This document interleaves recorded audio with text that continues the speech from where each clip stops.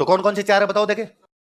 चौहान, चालुक्य, परमार और प्रतिहार। चलो अब आगे बढ़ते हैं इसके बाद आगे। एक सिद्धांत तो कौन सा हो गया? अग्निवंश। पुराने लोग है, पुराना इतिहास, उसमें 100 प्रकार की बातें हो सकती है जी। अपने केवल दिमाग में उतनी रखनी जितनी एग्जाम में पूछी जाती है, एग्जाम में इतनी पूछी जाती है। फालतू के दिमाग में वायरस डालने से क्या लेना देना है। दूसरा लिखो सूर्यवंशी, ये ज्यादातर का है। आप इस कमरे में समेत मेरे हम जितने लोग बैठे हैं, अपने यदि अपने घर पे जाके पूछेंगे कि अपने कौन से वंश से बिलोंग करते हैं, अपने घर वाले दो बात कहेंगे, आइदर सूर्यवंशी और चंद्रवंशी।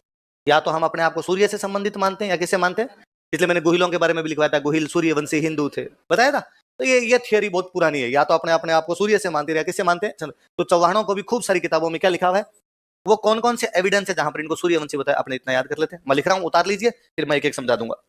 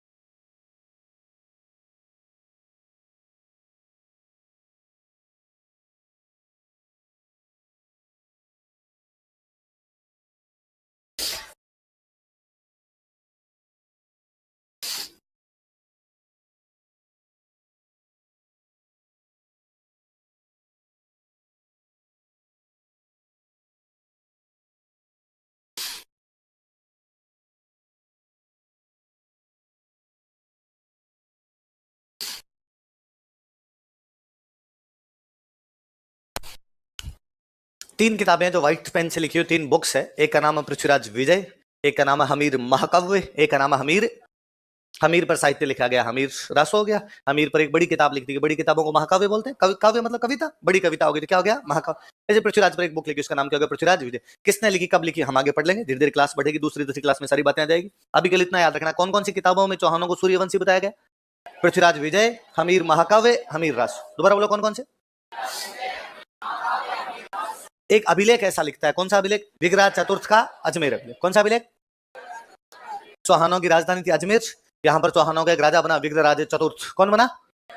पृथ्वीराज चौहान का ताऊ। पृथ्वीराज चौहान तो जानते हो, पृथ्वीराज चौहान के ताऊ का नाम क्या था? उसने, आपने आगे पढ़ेंगे अभी दूसरी कल वाली क्लास में आ जाएगा, इसने अजमेर में एक संस्कृत की स्कूल बनवाई थी। मैंने बताया था कोई स्कूल, महल, माड़िया, मंदिर, मस्जिद, बावड़ी बनवाते उनके बाहर क्या लगवाते? अभिलेख। अजमेर में स्कूल बनवाई तो अजमेर में क्या लगवा दिया? अभिलेख। उसमें वो लिखता है कि मैं सूर्यवंशी हूँ। तो किसका अभिलेख, कौन से राजा का? विग्रह चतुर्थ का। कहां से मिला है? उसमें चौहानों को क्या बताया गया? अपने राजस्थान के सबसे अच्छे कोई हिस्टोरियन हुए तो वो कौन हुए? गौरी शंकर हीराचंद ओझा। ये भी क्या बताते हैं? तो मुझे याद एक बार तो स्पेशल मेंशन करके पूछा हुआ था कि गौरी शंकर हीराचंद ओझा ने चौहानों को क्या बताया था, तो क्या बताया था?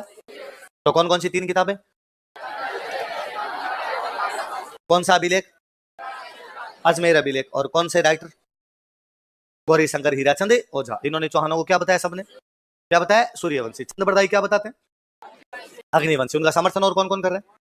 मूणौत नैणसी और मैं कह सकता हूं कि चंद्रबरदाई, मूणौत नैणसी, सूर्यमल मिश्रण तो बताते हैं अग्निवंशी। पृथ्वीराज विजय, हमीर महाकाव्य, हमीर रासो, अजमेर अभिलेख, गौरा शंकर हीराचंद ओझा, ये क्या बताते हैं? कह सकते हैं आपने? अगला लिखो चंद्रवंशी। अब ये पुराने वंश है, इनके बारे में अलग अलग खूब सारी अलग अलग चीजें हैं। हालांकि अपने जब बेसिकली हिस्ट्री पढ़ते हैं तो अपने ओझा जी की बातों को ज्यादा मानते हैं, तो अपने सूर्यवंशी मानते हैं, भाई सूर्यवंशी वाला ज्यादा है, पर है क्वेश्चन सारे ही बनते हैं अपने। हरियाणा में एक जगह पड़ती है हांसी। कौन सी जगह? वहां से एक अभिलेख मिला है, उसमें चौहानों को क्या बताया हुआ है? क्या बताया हुआ है? चंद्रवंश, हांसी अभिलेख। आपको याद हो तो मैंने कुंभा पढ़ाया था आपको, तो कुंभा में मैंने बताया था कुंभा ने सिरोही में एक किले का पुनर्निर्माण करवाया था। कौन सा? अचलगढ़। अचलगढ़ में एक शिव जी का मंदिर है, तो उसका नाम हो गया अचलेश्वर। क्या हो गया? वहां से एक अभिलेख मिला, उसमें भी चौहानों को क्या बताया गया? चंद्रवंशी। तो लिख लो हांसी अभिलेख और अचलेश्वर अभिलेख।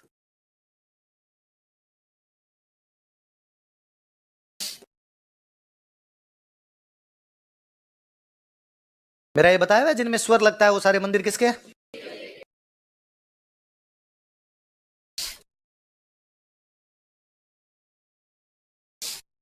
कौन कौन से दो अभिलेख बताओ देखे। कोई पूछेगा आपसे हांसी अभिलेख तथा अचलेश्वर अभिलेख में चौहानों को क्या बताया गया है? चंद्रवंशी। अजमेर अभिलेख में क्या बताया गया? सूर्यवंशी। पृथ्वीराज रासो में क्या बताया गया? अग्निवंश। क्या बताया गया? याद रहेगा? तो कौन कौन से दो अभिलेख बताओ। हांसी पड़ता है हरियाणा में, अचलेश्वर अचलगढ़ में, अचलगढ़ आपका सिर। कोई लिखने की आवश्यकता नहीं, कहां पड़ता है, आपने तो अभिलेख याद रखना। कौन कौन से दो अभिलेख? आगे बार बार वापस आएगा। हांसी अभिलेख में 4 बातें और पढ़ेंगे अपने, पृथ्वीराज सेकंड पढ़ेंगे तब और पढ़ेंगे, वहां लिख लेंगे अपने। अब इसके बाद में 3 थियरी तो ये कहती है, एक कहता है चौहान अग्निवंशी, एक कहते हैं चौहान सूर्यवंशी, एक कहते हैं चौहान, अगला लिखो ब्राह्मण। चौहानों को ब्राह्मण मानते हैं कुछ लोग।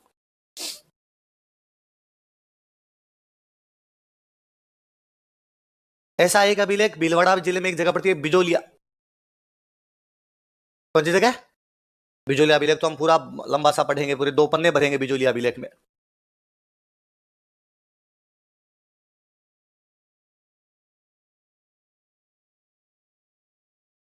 सिरोही में एक जगह पड़ती है चंद्रावती, एक वहां से एक अभिलेख मिलता है।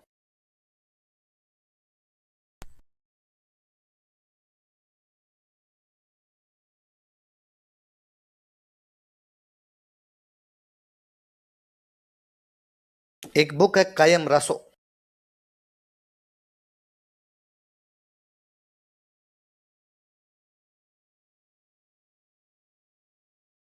एक हिस्टोरियन है दशरथ शर्मा। पढ़ा था दशरथ शर्मा का नाम तो हमने।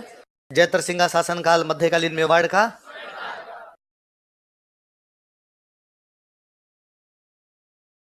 कौन कौन चौहानों को ब्राह्मण बताता है बताओ देखे। बिजोलिया अभिलेख, चंद्रावती अभिलेख, कायम रासो, दशरथ शर्मा। कौन कौन दोबारा बताओ।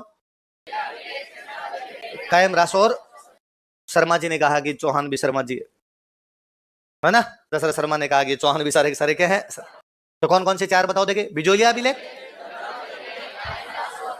है ना। आपको सिंपल पूछेगा इनमें से कौन सा अभिलेख चौहानों को ब्राह्मण बताता है, फिर वो 4 ऑप्शन दे देंगे आपको। हांसी अभिलेख, अचलेश्वर अभिलेख, अजमेर अभिलेख, बिजोलिया अभिलेख, है ना। इनमें से कौन सा इतिहासकार चौहानों को ब्राह्मण बताता है, तो देंगे गौरी शंकर हीराचंद ओझा, चंद बरदाई, मोहनोत नैणसी, दशरथ शर्मा। पहले पढ़ के बात। अच्छा मैं इस पे थोड़ी और बात करूंगा। जितने अपने राजवंश है, इन राजवंशों के बारे में एक थियरी ये है कि ये ब्राह्मण थे, कि जो राजपूत थे वो पहले ब्राह्मण थे। जैसे गोहिलों के बारे में कहा जाता है कि वो नागर नामक ब्राह्मण की संतान थे। किसकी संतान थे? आगे हम प्रतिहार पढ़ेंगे, प्रतिहारों के लिए कहा जाता है कि वो हरिश्चंद्र नामक ब्राह्मण की संतान थे। किसकी संतान थे? और चौहानों के बारे में तो बिजोलिया अभिलेख में आगे पढ़ाऊंगा तो अभी लिखेंगे, बाकायदा पूरा पूरा लिखता है कि वत्स गोत्र के ब्राह्मण है। कौन से गोत्र के ब्राह्मण है?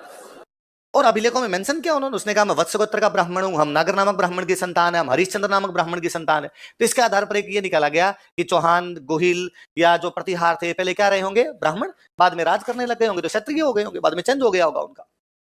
पर अपनी हिस्ट्री को अब तक में जितने लोग समझा के गए उनमें सबसे अच्छा यदि किसी ने समझाया तो ओझा जी। तो ओझा जी बाद में इसका रीजन देते हैं। ओझा जी कहते हैं ना ऐसा नहीं है, ये लोग ब्राह्मण नहीं थे, ये लोग क्षत्रिय ही रहे होंगे। तो फिर इन्होंने ब्राह्मण क्यों लिख दिया? तो उन्होंने कहा यार थोड़ा नोटिस करो आप, चौहान ये नहीं लिख रहे कि हम ब्राह्मण हैं, वो कह रहे हैं हम वत्स गोत्र के ब्राह्मण हैं। कौन से ब्राह्मण है? इसका मतलब चौहानों का गोत्र वत्स है। चौहानों का तो फिर बात तो वही हुई। आपको जो चौहानों का गोत्र वत्स है वो कहते हैं वत्स गोत्र का ब्राह्मण हो, तो फिर वही करा। वो कहते वो पुनः कहते हैं कि नहीं। नॉर्मली आज के संदर्भ में, जब आज की तारीख में मैं आप तमाम लोगों से पूछूं कि आपका गोत्र क्या है, तो आप अपने सरनेम बताते हैं, है ना। अपने जो भी सरनेम पीछे लगे हुए उनको अपने क्या मानते हैं? अपना गोत्र। यही पूछते हैं छोटे थे तब से, मुझे याद है कोई पूछता है कि तुम्हारी जाति क्या है, उसको जाति बताते, वो पूछता तुम्हारा गोत्र क्या है, उसको गोत्र बताते। तो गोत्र वही होते जो अपने सरनेम हुआ करते। पर वास्तव में हिस्ट्री की भाषा के अंदर गोत्र ये नहीं माने जाते। हिस्ट्री की भाषा में ये माने जाते हैं कि गोत्र ब्राह्मणों के होते हैं। गोत्र किसके होते हैं? ब्राह्मणों के होते हैं। और गोत्र की आवश्यकता आपको यज्ञ के समय पड़ती है। कब पड़ती है? जब भी कोई यज्ञ होता है, तो जब पंडित जी यज्ञ करवाते तब पंडित जी कहते कि आपका गोत्र बताइए, तो उस समय गोत्र की आवश्यकता पड़ती है। उस समय गोत्र जो पंडित जी यज्ञ करवा रहे हैं उनके जो गोत्र हुआ करते वो गोत्र अपने हुआ करते। क्योंकि जब चौहान ये कहते हैं कि हम वत्स गोत्र के ब्राह्मण हैं, तो चौहान वास्तव में ये बताना चाहते हैं कि हमारे यज्ञ करवाने वाला जो पुरोहित है उसका नाम क्या है, या उसका गोत्र है वो क्या है। इसलिए गोत्र ये होते हैं वत्स, गौतम, मानव, कश्यप, कोई आपका कण्व है। जो ऋषियों के सोम, जो पुराने ऋषियों के जो नाम थे या पुराने जो ऋषियों के गोत्र थे वो अपने गोत्र है। आजकल जो हम सरनेम लगाते हैं ये अपने गोत्र, पर अब चूंकि अपने उनका प्रयोग करना ही बंद कर चुके हैं। पुराने वाली पीढ़ी को जरूर पता, अब वाली पीढ़ी को पता ही नहीं है। इसलिए मैं कई बार हंसता ही रहता हूं कि गांव के अंदर आज भी जब कोई शादियां होती है, जब दादाजी की उम्र के लोग दूल्हे को पकड़ के कहते हैं कि अंदर जाते ही फेरों में बैठते ही पंडित जी तेरे से पूछेंगे गोत्र क्या है बता, और वो अपना जो सरनेम है वो कहता है ये गोत्र है। दादाजी कहते हैं नहीं, वहां पर ये बताना है, वहां पर गौतम बताना है, बृहस्पति बताना है, वहां पे कोई कण्व बताना है, वहां पर मनु बताना है, वहां पे कश्यप बताना है, वहां पे सोम बताना है, वहां पर वत्स बताना है। वहां जो गोत्र है वो ये बताए जाएंगे। तो ओझा जी कहते हैं कि जब चौहान ये कहते हैं कि मैं वत्स गोत्र के ब्राह्मण है या हम वत्स गोत्र के ब्राह्मण है, इसका मतलब वो ये बता रहे हैं कि हमारा जो ऋषि था, जो हमारे यज्ञ करवाता था, हमारा पुरोहित था, उसका गोत्र क्या है। कायम रासो बुक जो लिखने वाले हैं, उन राइटर का नाम है न्यामत खान। क्या नाम है? न्यामत खान। या ये एक नाम से लिखते थे, जान कवि। किस नाम से लिखते थे? जैसे हमने पढ़ा कि ब्रज निधि से लिखते थे, जैसे हमने पढ़ा कि बख्ते एवं चंद्र सखी नाम से लिखते थे। न्यामत खान साहब को भी कविता लिखते नीचे लिख देते जान, ठीक इसकी यही जाने, पर नीचे लिखते क्या थे? हमेशा जान लिखते। तो न्यामत खान किस नाम से लिखा करते थे? जान। कौन सी बुक लिखी? कायम रस। कौन सी लिखी? एक लोक देवता का नाम सुना आपने? गोगा जी। गोगा जी नाम सुना? चूरू जिले में एक गांव पड़ता, उस गांव का नाम है ददरेवा। क्या नाम है? गोगा जी ददरेवा के चौहान थे। गोगा जी ददरेवा के राजा थे। गोगा जी ददरेवा के चौहान राजा है। गोगा जी की पीढ़ी में उनका बेटा, पोता, पड़पोता, सड़पोता, लड़पोता, लड़सड़, खड़पोता, खड़सड़ पोता राजा बनेंगे। गोगा जी की 14वीं पीढ़ी के अंदर वहां पर एक राजा बनते हैं ददरेवा के, जिनका नाम था करम सिंह चौहान। क्या नाम था? फिरोज तुगलक का भारत में शासन काल था। करम सिंह जी चौहान जो थे, उन्होंने इस्लाम स्वीकार कर लिया, और करम सिंह जी ने जब इस्लाम स्वीकार किया तो उन्होंने अपना नाम रख दिया कायम खान। क्या नाम रख दिया? कायम खान साहब के आगे जो वंशज हुए वो कहलाए कायम खानी। क्या कहलाए? कायम खानी मुसलमान है। कायम खानी मुसलमान सारे के सारे गोगा जी के वंशज हैं। इसलिए कायम खानी मुसलमान सारे के सारे गोगा जी के धोख लगाते हैं। आप और मैं गोगा जी की इसलिए जाते हैं क्योंकि सांप से डर लगता है, क्योंकि गोगा जी सांपों के देवता है। गांव में कहते हैं कि गोगो जी क्यों धोखो, सांप डरता, सांप से डरते हो इसलिए गोगा जी की क्या लगाते हो? दो। कायम खानी गोगा जी की इसलिए जाते हैं क्योंकि गोगा जी उनके दादा है, उनके फोर फादर है, उनके दादाजी है। उन कायम खानियों को एक राज्य मिला, उनका ठिकाना था, वो राज करते थे बाद में, वो था फतेहपुर। शिखर में जगह पड़ती है फतेहपुर, ये फतेहपुर कायम खानियों का ठिकाना था। इस कायम खानियों के ठिकाने फतेहपुर के अंदर एक राजा हुए जिनका नाम क्या है? न्यामत खान। क्या नाम है? न्यामत खान साहब अपनी हिस्ट्री लिख रहे हैं, कायम खानियों की हिस्ट्री लिख रहे हैं, इसलिए बुक का नाम है कायम रासो। क्या नाम है? वो लिखते हैं कि हम कायम खानी है। क्यों? क्योंकि हमारे एक पूर्वज का नाम क्या था? कायम खानी।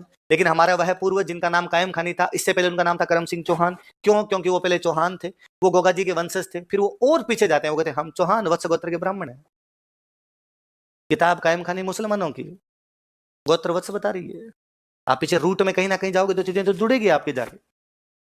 आई समझ में बात? तो कायम रासो के कोष्टक में लिख लो न्यामत खां, इस बहाने राइटर का नाम यही याद हो जाएगा। अगला लिखो विदेशी, फॉरेनर्स। जो विदेशी इतिहासकार है उन्होंने बाद में अपने चौहानों के लिए नहीं, सारे राजपूतों के लिए कहा कि ये सारे के सारे कौन है? विदेशी। कौन कौन थे एक बार लिखिए, फिर मैं बता देता हूं।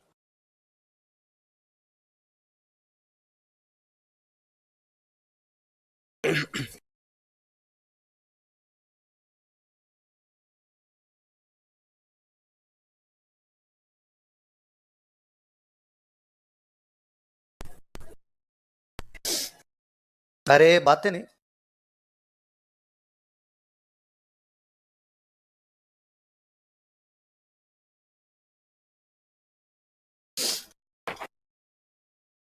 लिख लिया? ये और जोरदार लोचा है। जब अंग्रेज अपने देश के अंदर आए, हमने ऑब्वियसली अंग्रेजों का विरोध किया। जब हमने अंग्रेजों का विरोध किया तो अंग्रेजों ने हमसे पूछा कि भाई साहब क्यों, मतलब इतने फूट रहे लोग हैं यार, तुम बाटे लेके खड़े रहते हो हमारे खिलाफ, हमारा विरोध क्यों? तो हमने कहा यार तुम लोग विदेशी हो, तुम दूसरे धर्म के लोग हो, दूसरे देश के लोग हो, हमारे पे यहाँ पे आके राज करने लगे, हम कैसे तुम्हारा राज एक्सेप्ट करें? तो उन्होंने कहा होल्ड होल्ड ब्रो होल्ड, किस लाइन में घुस गए तुम? कैसे? तो कहा भारत पर आज दिन तक राज करने वाले लोग विदेशी थे। कैसे? तो उन्होंने कहा तुम्हारे भारत में सबसे पहले राज किया था आर्यंस ने, वो आए थे मध्य एशिया से। कहां से आए थे? ये थ्योरी अंग्रेजों की दी हुई है, आर्यंस कहां से आए थे? फिर तुम्हारे देश में राज करने वाले थे शक, हूण और कुषाण, क्या वो तुम्हारे थे? नहीं, वो बाहर से आए थे। फिर उन्होंने कहा फिर तुम्हारे देश में राज करने के लिए अरब, फिर तुम्हारे देश में राज करने के लिए आगे तुर्क, फिर तुम्हारे देश में राज करने के लिए आगे मुगल, फिर तुम्हारे देश में राज करने के लिए आगे अफगान, क्या ये तुम्हारे थे? नहीं। तो उनसे करवा लिया राज, तो हमारे में फिर क्या दिक्कत है? हम आगे बाहर से। और फिर अंग्रेजों ने कहा कि इंडियंस इन राज जैसी तुच्छी चीजों में पड़ते ही नहीं थे, तुम्हारे लक्ष्य ऊंचे थे, तुम्हारा लक्ष्य राज करना, भौतिक सुख सुविधाएं प्राप्त करना, मेटलिस्टिक जीवन तुम जीने वाले लोग नहीं थे, तुम परलोक सुधारने वाले लोग थे। तुम ये देख रहे थे मरने के बाद जीवन का क्या होगा। तुम वो लोग हो जिन्होंने कहा था ब्रह्म सत्यम जगत मिथ्या जीवो ब्रह्म ना पर, एकमात्र सत्य ब्रह्म है, जगत में जो कुछ दिखाई देता है वो झूठ है। ये mummy papa sir coaching RS RS मिथ्या है, मोह माया है सब। और हमने बाकायदा समझाया कि कई बार ऐसा होता है कि आप अंधेरे में रास्ते रास्ते जा रहे होते हैं और अचानक आप डरते हैं सांप, पर 30 सेकंड बाद आपको पता चलता है रस्सी है, लेकिन 30 सेकंड तक आपने रस्सी को भी क्या माना था, 30 सेकंड तक वो सच था सांप, 30 सेकंड बाद पता चला कि सच नहीं है, वो क्या है, झूठ। तो जेम्स टोड ने पूरी थियरी दी है कि राजपूत सारे के सारे शक और सिथियन है। राजपूत कौन है, शक जो बाहर से आई हुई एक जाति थी, ये शक थे। तो जेम्स टोड कोष्टक में लिखो शक या सिथियन। कोई पूछेगा आपसे, पूछा हुआ सवाल है कि जेम्स टोड ने राजपूतों को क्या बताया था, क्या बताया था, शक या सिथियन। शकों को सिथियन कहते हैं।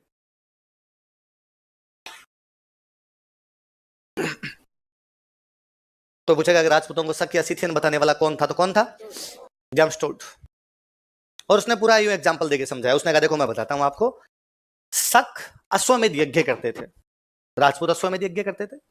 शक सती प्रथा में विश्वास करते थे, राजपूत सती प्रथा में विश्वास करते थे।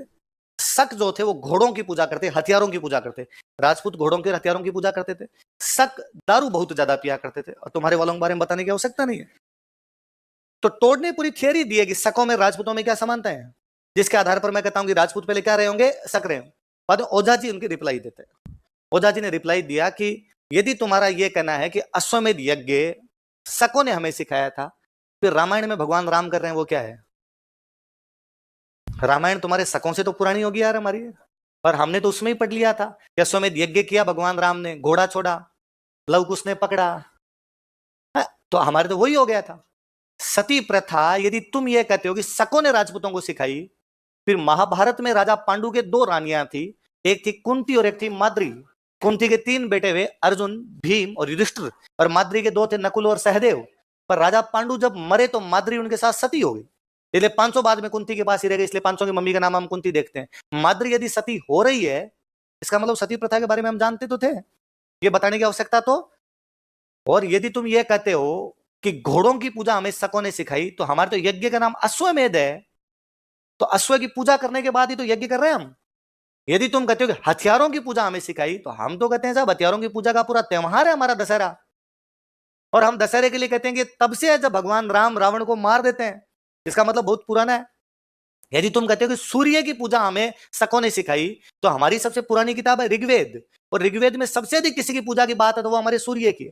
हमने उस सूर्य को ऋग्वेद में बार बार कहा है अदिति, क्या कहा है, और ये नाम कितना पॉपुलर हुआ होगा कि आज भी हम गांव के अंदर इसको यही बोल रहे हैं। अब संडे को क्या बोल रहे हो आज भी, बताई थी मैंने दिन आपको पूरी बात है। रविवार, रवि मतलब सूर्य, हम उसको अदिति कह रहे हैं आज भी। अदितिवार अदितिवार अदितिवार करते करते अपने अदितवार पर आ गए, अदितवार से दीतवार बना लिया आपने। और हमने कहा कि अब शक बताएंगे हमें कि दारू कैसे पीनी है। ऋग्वेद में 9 चैप्टर हैं, उनमें जो 10 चैप्टर है, उनमें से जो 9वां चैप्टर है वो सोम देवता को समर्पित है, पूरा 144 श्लोक है। हमने उसमें यह भी बताया कि ठेका कहां पर है, मुजवंत पर्वतमाला पर शराब मिलती है, यह भी बताया। और 8वें चैप्टर में ऋषि कण्व वह कहते हैं कि सोमरस पीने के बाद मैंने देवताओं को जान लिया था तथा अमृतत्व को प्राप्त कर लिया था। और आज भी हमारा हर बंदा ये मानता है कि सोमरस लेने के बाद वो देवताओं को जानता नहीं है, वो अपनी भगवान वाला फील लेता है।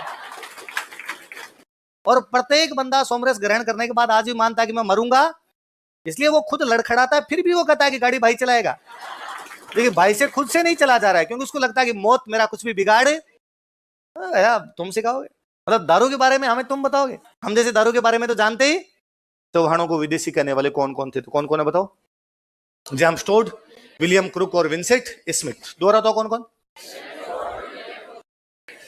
एक थियरी और पढ़ते हैं, लिखो इंद्र के वंशज, डिसेंडेंट ऑफ इंद्र,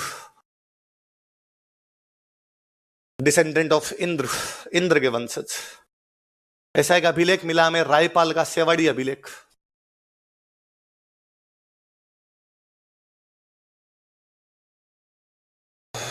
सेवाड़ी पाली में एक जगह पड़ती है, सेवाड़ी के अंडरलाइन करना, मैं आगे सेवाड़ी में एक मंदिर पढ़ाऊंगा आगे आपको, तो वहां वापस पूछूंगा मैं सेवाड़ी के बारे में। जैनों का मंदिर है सेवाड़ी में, एक सेवाड़ी इंस्क्रिप्शन ऑफ रायपाल। रायपाल नाम का कोई राजा है, उसके सेवाड़ी अभिलेख में चौहानों को क्या बताया गया? इंद्र का वंशज।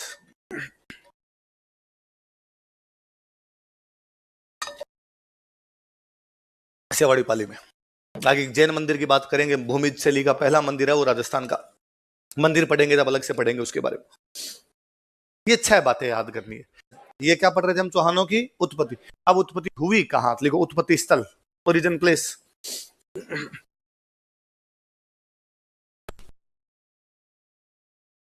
ये याद रखना भैया ना, यहां से खूब सारे क्वेश्चन पूछे जाते हैं। आप पुराने पेपर उठा के देखोगे तो आप देखोगे कि यहां से यूं लगातार कई बार क्वेश्चन पूछे हुए हैं। अगला लिखो उत्पत्ति स्थल। इनका उत्पत्ति स्थल माना जाता है सपादलक्स। क्या माना जाता है? लिख लो सपादलक्स। मैं बता दूंगा क्या है, एक बार तो आप लिख लो सपादलक्स। कहां रहा होगा सपादलक्स? ऐसा माना जाता है सांबर झील के चारों तरफ का जो इलाका, उसको क्या बोलते थे? लिखो कोष्टक में लिखो, सांबर झील के चारों तरफ का क्षेत्र, surrounding area of lake Sambhar. इसका अर्थ क्या हुआ सपादलक्स का? सपाद का मतलब होता है सवा, लक्स का मतलब होता है लाख। क्या मतलब हुआ? सांबर झील के आसपास ऐसा कोई इलाका रहा होगा, इस झील के चारों तरफ का इलाका रहा होगा, जहां से 1.25 लाख रुपए इनकम होती होगी। वह क्षेत्र जहां से 1.25 लाख की इनकम होती है, उस क्षेत्र का नाम क्या पड़ा? सांबर झील के आसपास रहा। हो सकता है ये रहा उनके पास 1.25 लाख बीघा जमीन रही हो। क्या पता पैसे के लिए 1.25 लाख बोला है, या जमीन के भी बोल सकते हैं। 1.25 लाख बीघा जमीन है, 1.25 लाख बीघा जमीन रही होगी, इसलिए उसका नाम क्या पड़ गया? पर कुल मिला के जो भी सपादलक्स था, किसी भी वजह से सपादलक्स बोलते होंगे, कौन सी झील के पास था? आई बात समझे? इनकी राजधानी थी अहिछत्रपुर। राजधानी कौन सी थी? लिखो राजधानी, कैपिटल।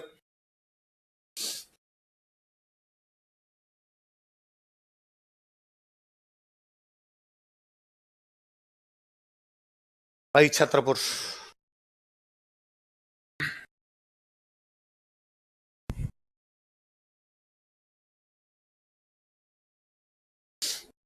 राजधानी कौन सी थी? आज का नागौर। आज के हिसाब से बोले तो लिखो कोष्टक में नागौर, फिर मैं और जोरदार बात बताता हूं। लिखो नागौर।